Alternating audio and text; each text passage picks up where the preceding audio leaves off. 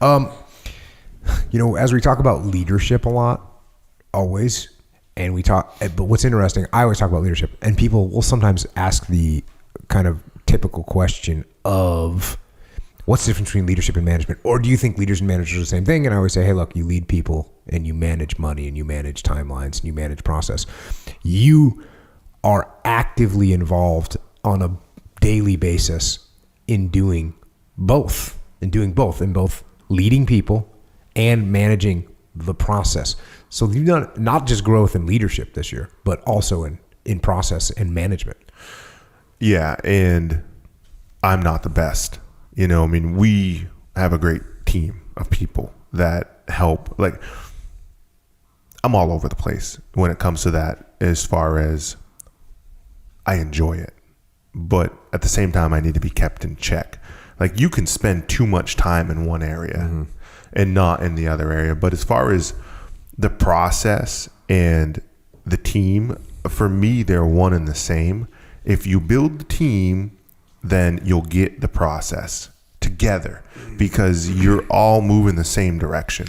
It's like drafting, On a bicycle. Yeah, you're going to draft. It's the same thing. One person's out front and they're kind of doing this, and you know what? We're not catching any wind behind them, and we're just able to coast and move behind them and make our changes, those little micro changes we need to make as we flow. And when you get a whole line of cars like that, you're all just flowing, and that's what it's like in the factory. So it's not me, I'm taking your leadership techniques and this way of thinking is what it is. It's a way of thinking, and I'm just kind of filtering it down the chain. And we've got good people, and together we make it happen. So I may have started it, but it's not me. It's everyone. So for the process, the process then is decentralized. You've decentralized the way that you create the process. Totally. And how exactly.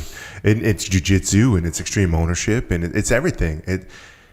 It's a beautiful thing, and you're able to scale at such a rate when you detach your emotion and you decentralize command and you really believe in it and understand winning at all costs. That's the trifecta. And that's what happens. So we have this one employee, Jen, and she runs the pants line, and she's been doing such a good job with the game, the way, that I said to her, I had a conversation with her. Hey, listen, I think you got this. She's like, what? I said, setting up the new lines. You get the process. You're going to develop the process because you understand what needs to take place, because you've got total buy-in, and she's just not buying into. She's buying into it. As I don't know how to freaking explain it, and